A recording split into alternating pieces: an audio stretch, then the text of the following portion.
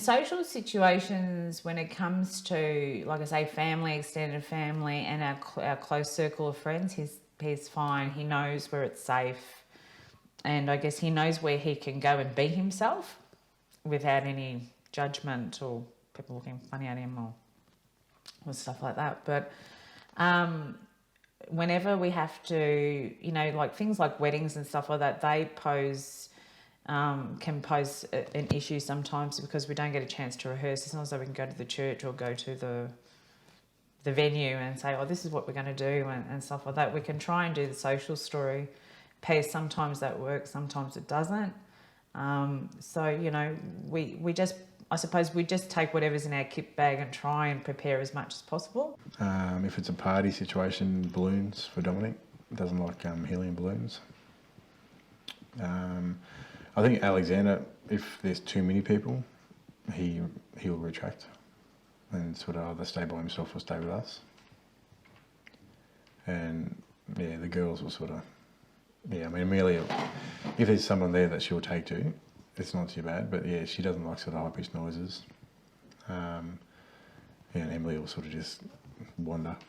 Usually when there's a gathering of a large amount of people, you'll see Zali just slip away into her bedroom quietly and sit onto her bed and maybe make things with her plasticine or play with her dolls or read a book, because it's not really her thing to be around large crowds. If it's a birthday party and there's cake and there's presents, it's a bit more exciting, so she'll be there for the cake, she'll be there for the presents, but when it comes to the social interaction and chatting to people, it's just not for her, so she'll slip away.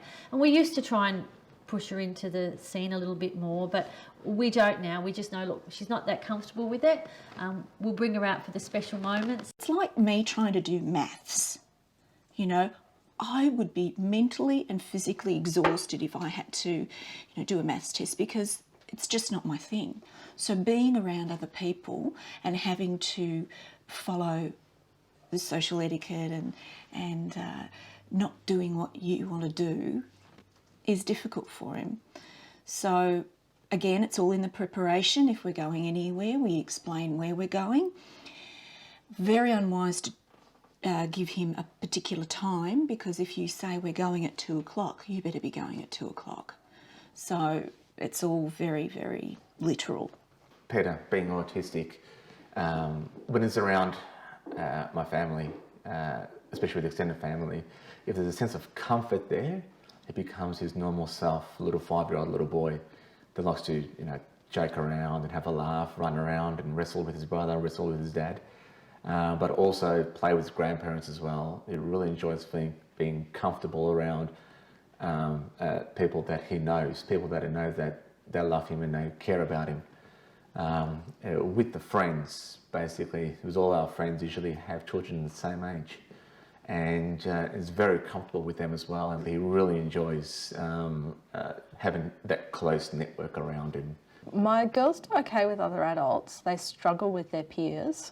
We tend to socialise now with families who have special needs kids, or we'll have a play date with just one family and their children at our house, so that at least they're coping in their familiar environment with different children.